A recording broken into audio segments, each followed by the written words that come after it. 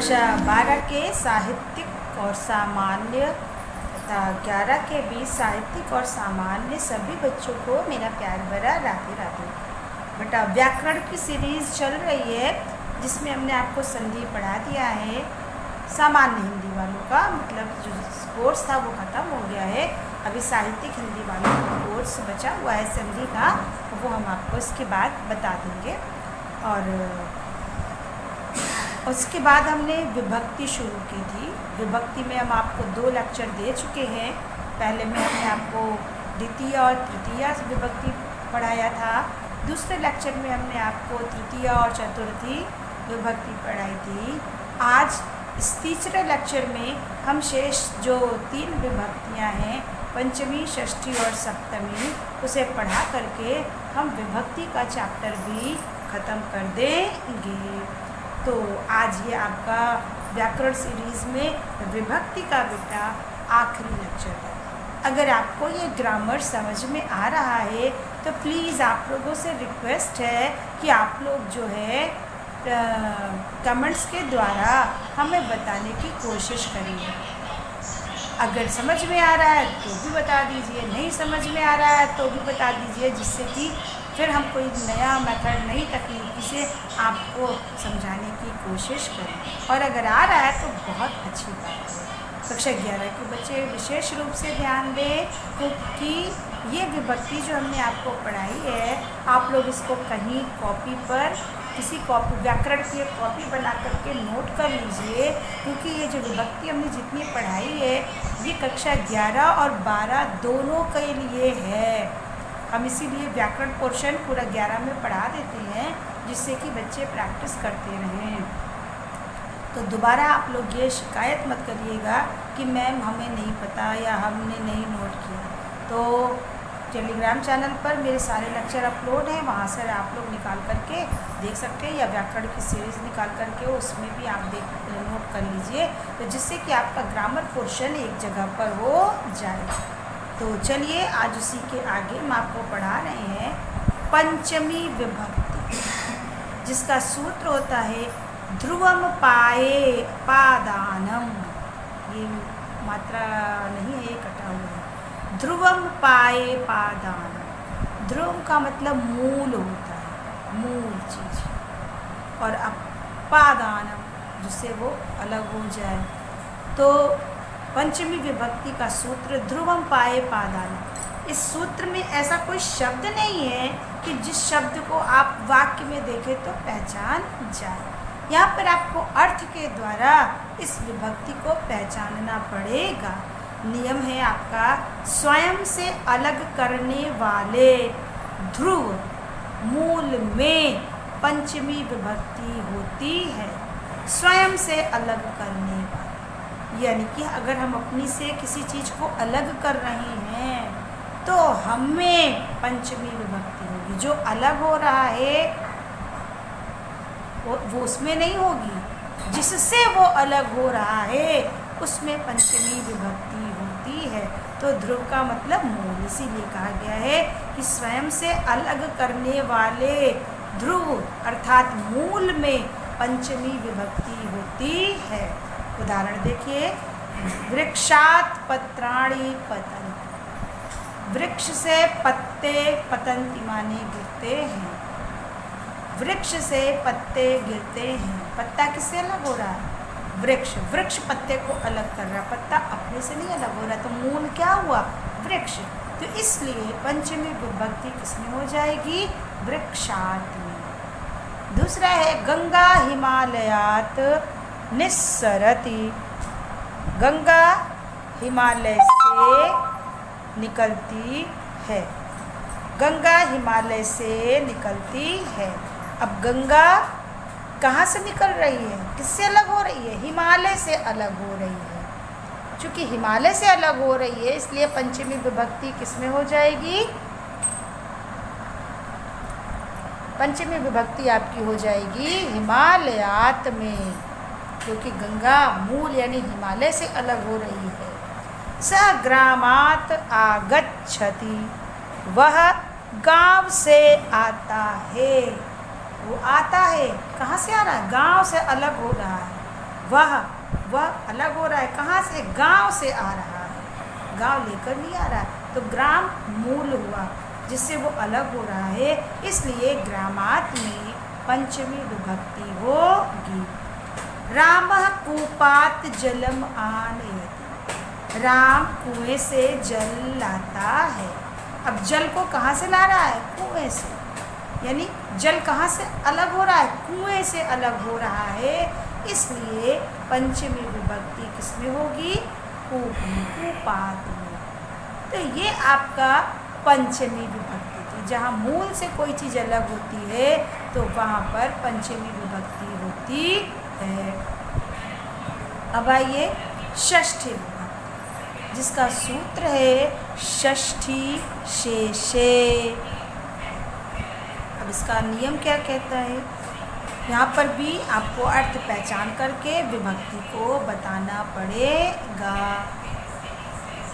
जहाँ स्वामी तथा सेवक, जन्य तथा जनक, कार्य तथा कारण इत्यादि के मध्य कोई संबंध दिखाए जाते हैं तो वहाँ पर षष्ठी विभक्ति होती है। जहाँ पर किसी प्रकार का संबंध हो, चाहे वो स्वामी सेवक का हो, जन्य या जनक का हो, कार्य या कारण का हो, तो जहाँ पर किसी भी प्रकार का संबंध बताया जाएगा वहाँ पर षष्ठी विभक्ति होती है। अब उदाहरण के द्वारा देखिए, राज्ञः पुरुषः, राज्ञ माने राजा का, पुरुष माने पुरुष या आदमी। यहाँ पर पुरुष किससे संबंधित है? राजा से। ये राजा का आदमी राजा से संबंधित है, इसलिए षष्ठी विभक्ति कहाँ हो जाएगी? राज्ञः में। कृष्णस्य पुस्तकम, कृष्ण की पुस्तक, पुस्तक किससे संबंधित है? कृष्ण से। जिससे संबंधित है वहाँ पर, जिससे संबंध है उसी संबंध में षष्ठी विभक्ति होगी। तो ये पुस्तक कृष्ण की है, कृष्ण से उसका संबंध है, इसलिए कृष्णस्य में षष्ठी विभक्ति हो जाएगी। रामस्य माता, राम की माता, माता किसकी है? राम की, राम से संबंध है, इसलिए षष्ठी विभक्ति रामस्य में हो जाएगी। सुदामा कृष्णस्य मित्रम आसीत्, सुदामा कृष्ण के मित्र थे। अब सुदामा किसके मित्र थे? कृष्ण के, यानी मित्रता जो है वो किससे संबंधित है? संबंध किससे है उसका? कृष्ण का है।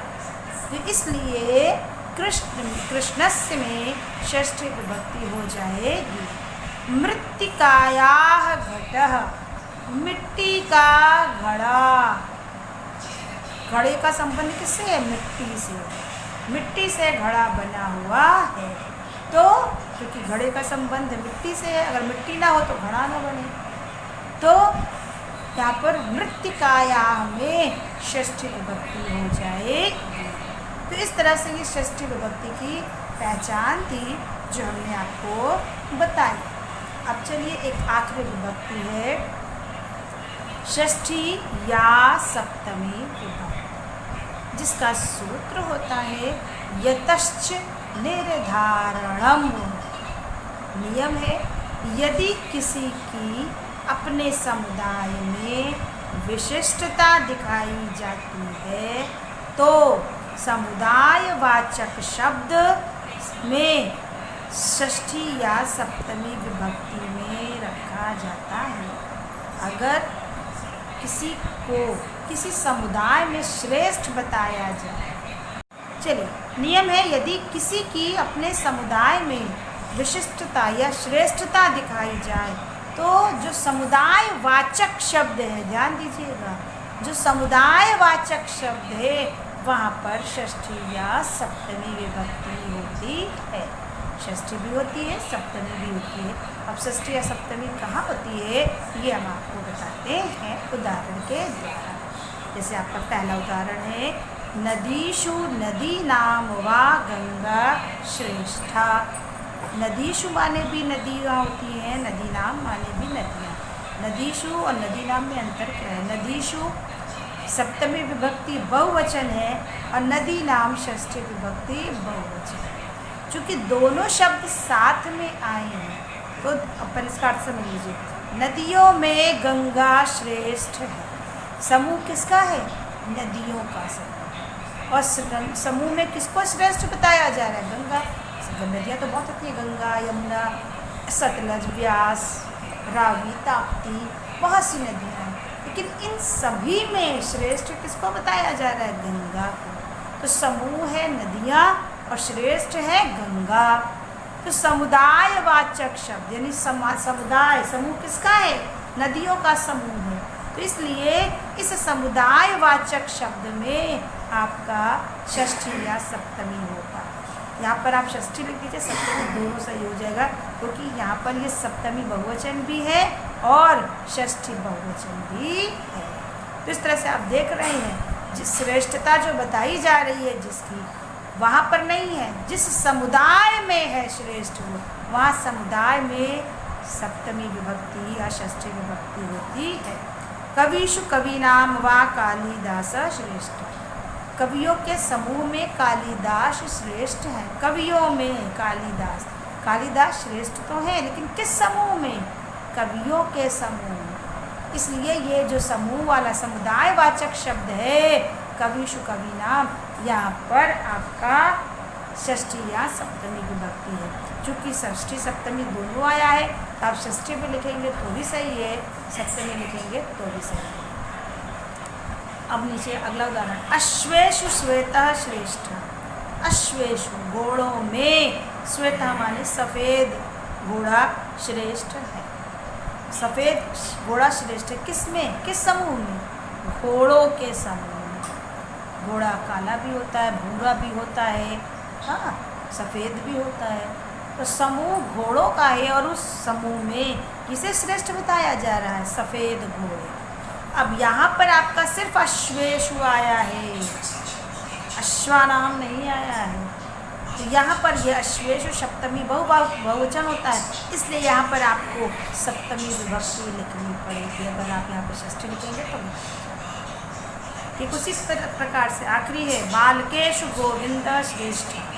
बालकों में गोविंद श्रेष्ठ है। बालक गोविंद श्रेष्ठ है किस समूह में? बालकों के समूह में। ये समुदायवाचक शब्द बालकेषु है। यहाँ पर आपका, अब यहाँ पे षष्ठी होगा या सप्तमी? क्योंकि बालकेषु है, बाल का नाम नहीं है, तो ये सप्तमी का है, इसलिए यहाँ पर आपको सप्तमी विभक्ति लिखनी पड़ेगी। दोनों आता है, जैसे नदीषु नदी नाम, कविषु कवि नाम, तो आप चाहे षष्ठी लिखिए चाहे सप्तमी, दोनों से हो जाएगा। लेकिन अगर इस तरह से आता है, या जैसे मान लीजिए बालका नाम गोविंद श्रेष्ठ, तब यहाँ पर षष्ठी हो जाती, क्योंकि बालका नाम षष्ठी विभक्ति का है। तो इस तरह से आपको पहचान करके विभक्ति का प्रयोग करना है। ये 7 विभक्तियाँ थी बेटा, जो मैंने आपको बता करके ख़त्म कर दी। अब आपको समझ में आ गया हो तो बहुत अच्छी बात है, नहीं आया हो तो भी आप फिर से हमसे पूछ सकते हैं।